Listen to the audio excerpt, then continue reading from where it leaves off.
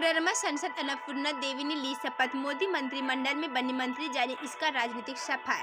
PM Narendra Modi के दूसरे कार्यकाल में पहली बार मंत्रिमंडल का विस्तार हुआ। मोदी मंत्रिमंडल में कोडरमा सांसद अन्नपूर्णा देवी को भी जगह मिली है। 43 मंत्रियों की सूची में कोडरमा सांसद सा भाजपा की राष्ट्रीय उपाध्यक्ष अन्नपूर्णा देवी का नाम भी शामिल है। अन्नपूर्णा देवी ने बुधवार की शाम पद एवं गोपनीयता की शपथ ली। कभी राज्य सुप्रीमो लालू प्रसाद यादव के काफी करीब रही अन्नपूर्णा देवी ने वर्ष 2019 के लोकसभा चुनाव में राजद को छोड़ भाजपा में शामिल होकर सभी को चौंका दिया था।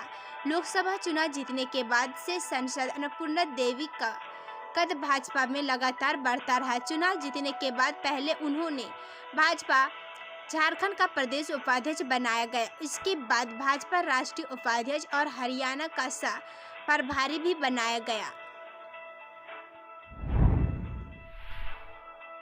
विस्थापितों को नौकरी नहीं देने के मामले में झारखंड हाईकोर्ट नाराज, बोला पुनर्वास नीति बनी तो लाभ क्यों नहीं। एकल पीठ के आदेश के बावजूद विस्थापितों को नौकरी नहीं देने के मामले में chief justice doctor Ravi Ranjan व जस्टिस एसएन प्रसाद की खंडपीठ ने नाराजगी जताई है। अदालत ने इस मामले में मुख्य सचिव व जल संसाधन सचिव को अगली सुनवाई के दौरान वीसी के माध्यम से अदालत में उपस्थित रहने का निर्देश दिया है। अगली सुनवाई 20 जुलाई को होगी।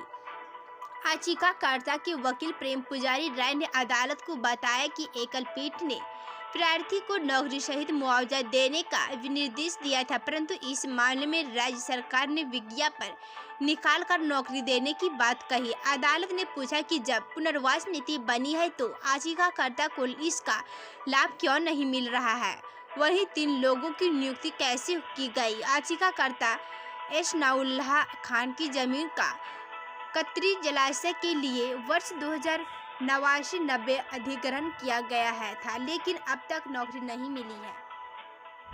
झारखंड को मिले कोवैक्सीन के 13,080 डोज, रांची को 950 डोज, जाने किस जिले को मिले कितने।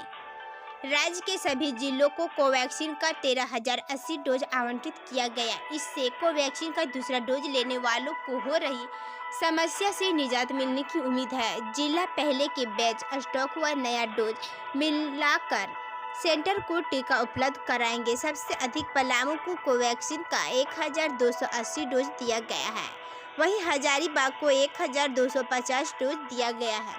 चतरा के पास पहले से स्टॉक है, इस कारण नया डोज आवंटित नहीं किया गया है। बोकारो को 300, देवघर को 350, धनबाद को 1,000, दुमका को 900, पूर्वी सिंहभूम को 800, गढ़वा को 250, गिरिडीह को 700, गोड्डा को 200, गुमला को 550, जामताड़ा को 300, खूंटी को 700, कोडरमा को 200, लातेहार को 300, लोहरदगा को 600, पाकुड़ को 500, पलामू को 1,280, रामगढ़ को 400, रांची को 950, साहिबगंज को 300, सरायकेला को 500, सिमडेगा को 200 व पश्चिमी सिंहभूम को 550 डोज आवंटित किया गया है।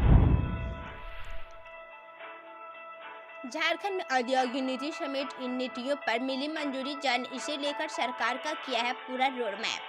कैबिनेट ने उद्योग एवं निवेश प्रोत्साहन नीति 2021 को स्वीकृति प्रदान की। यह नीति 1 अप्रैल 2021 से लागू मानी जाएगी। इसके तहत राज्य में 5 लाख रोजगार के अवसर पैदा करने और 1 लाख करोड़ निवेश प्राप्त करने का लक्ष्य रखा गया है। नीति में textile and ओवरऑल्स, automobiles, auto component, agro food and mid processing, electronic system design एवं मैन्युफैक्चरिंग को उच्च प्राथमिकता वाले क्षेत्रों के रूप में चिन्हित करते हुए रोड मैप तैयार किया गया है। कैबिनेट सचिव वंदना डाडले ने बताया कि मंगलवार को कुल 6 प्रस्तावों को मंजूरी प्रदान की गई। उन्होंने बताया कि कैबिनेट ने राज्य के विलुप्त हो रही लोक कलाओं व परंपराओं के विस्तार के लिए गुरु शिष्य परंपरा के अंतर्गत प्रशिक्षण नियम 2021 के गठन को मंजूरी दी। इसके मुताबिक राज्य में लोक कलाओं के संरक्षण एवं विकास के लिए चयनित प्रशिक्षुओं को विधा में प्रशिक्षण प्रदान किया जाएगा। प्रशिक्षुओं के चयन विज्ञापन के माध्यम से किया जाएगा। एक वित्तीय वर्ष में 2 चयनित विधवाओं का चयन कर प्रशिक्षण दिया जाएगा।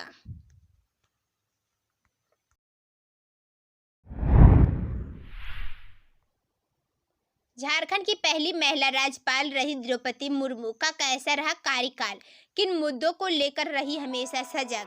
मूल रूप से ओडिशा की रहने वाली 2 बार विधायक व 1 बार राज्य मंत्री के रूप में कार्य कर चुकी द्रौपदी मुर्मू झारखंड की पहली महिला राज्यपाल के रूप में 18 मई 2015 को शपथ ली थी।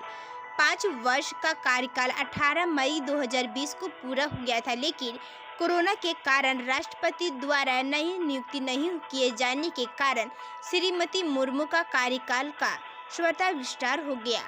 6 जुलाई को नए राज्यपाल की अधिसूचना जारी होने तक श्रीमती मुर्मू का कार्यकाल 6 वर्ष का 1 माह 18 दिन कर रहा। अपने पूरे कार्यकाल में कभी विवादों में नहीं रही, बल्कि हमेशा जनजातीय मामलों, शिक्षा, कानूनी व्यवस्था, स्वास्थ्य को लेकर सजग रही और समय समय पर समीक्षा कर सरकार को व आला अधिकारियों को दिशा निर्देश दिया। 5वीं अनुसूची के तहत श्रीमती मुर्मू ने अपना दायित्व निभाते हुए लगातार काम किया। राज्यपाल के साथ साथ विश्वविद्यालय के कुलाधिपति के रूप में उच्च शिक्षा के सुधार के लिए लगातार प्रयास करती रही।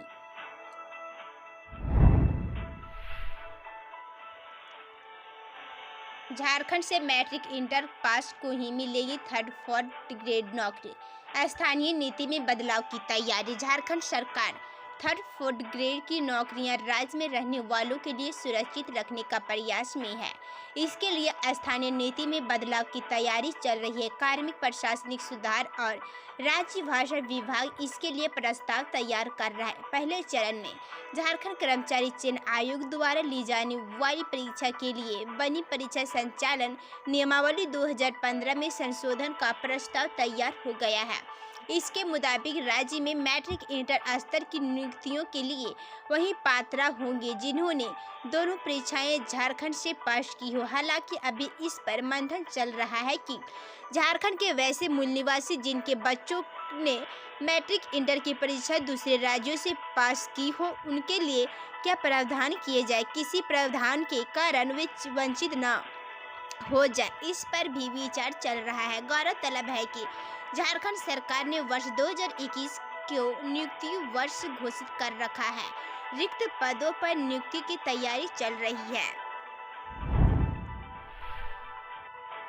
रिम्स समेत कई मेडिकल कॉलेज और सदर अस्पतालों में कोरोना की दवाएं खत्म। झारखंड के सबसे बड़े मेडिकल कॉलेज रांची के रिम्स के साथ धनबाद के शहीद निर्मल महतो मेडिकल कॉलेज और दुमका फोलोझानो मेडिकल कॉलेज में कोरोना की दवाएं खत्म हो चुकी हैं। इसके अलावा चाईबासा, साहिबगंज, गिरिडीह, लातेहार व देवघर सदर अस्पताल में कोरोना के उपचार में प्रयुक्त होने वाली अधिकांश दवाएं खत्म हो चुकी है। सदर अस्पताल सरायकेला, गुमला, पूर्वी सिंहभूम एवं मेडिकल कॉलेज हजारीबाग व पूर्वी सिंहभूम में कोरोना की कई दवाएं नहीं हैं। इसे देखते हुए राष्ट्रीय स्वास्थ्य मिशन के अभियान निदेशक रविशंकर शुक्ला ने राज्य के सभी सिविल सर्जनों को पत्र लिखकर दवाओं की उपलब्धता सुनिश्चित कराने का निर्देश दिया है। इंट्रेंस एग्जाम रद्द, ग्रेजुएशन के मार्क्स के आधार पर एडमिशन। इस राज्य ने लिया फैसला। कोरोना के खतरे को देखते हुए झारखंड सरकार ने बीएड महाविद्यालय में वर्तमान सेशन में एडमिशन के लिए इंट्रेंस एग्जाम रद्द करने का फैसला लिया। मुख्यमंत्री हेमंत सोरेन की अध्यक्षता में हुई बैठक में यह फैसला लिया गया कि ग्रेजुएशन के मार्क्स के आधार पर ही उम्मीदवारों को बीएड महाविद्यालयों में एडमिशन दिया जाए। एजेंसी के अनुसार कोरोना महामारी को देखते हुए एनसीटीई 2014 के नियमों के तहत मान्यता प्राप्त बीएड महाविद्यालयों में सत्र 2021-23 के लिए छात्रों का एनरोलमेंट मेरिट लिस्ट के आधार पर करने का फैसला लिया गया है। मेरिट लिस्ट तैयार करने और काउंसलिंग आयोजित करने का काम जेसीईसी को सौंपा गया है। सरकार के प्रवक्ता ने बताया कि राज्य के इंट्रेंस एग्जाम आयोजित करना संभव नहीं हो सकता है। ऐसे में छात्रों की परेशानी को देखते हुए बगैर परीक्षा एडमिशन देने का फैसला किया गया है। झारखंड कांग्रेस के कई विधायक नाराज, अब सोरेन सरकार के अंदर बढ़ रही बेचैनी। झारखंड में प्रेशर पॉलिटिक्स का खेल शुरू हो गया है। हेमंत सोरेन सरकार में शामिल मुख्य सहयोगी दल ने इसकी शुरुआत की है।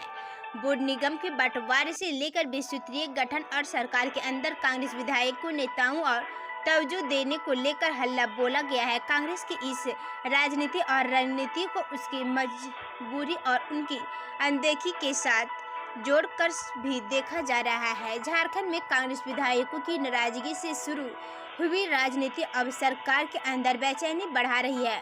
बाहर से भले ही कांग्रेस विधायकों की नाराजगी संगठन तक सीमित दिख रही हो, पर असल में ये कांग्रेस के रणनीति का बड़ा हिस्सा माना जा रहा है। अगर ऐसा नहीं होता तो नाराज विधायकों को आलमगीर आलम के आशियाने में जगह नहीं मिलती। राज्य में सत्ताधारी दल होने के बावजूद कांग्रेस विधायकों पर मुकदमा दर्ज होना कई तरह के संकेत देता है। हालांकि कांग्रेस ने जिन मुद्दों पर खुद की सरकार पर हमला बोला है उसमें भी दम दिखता है।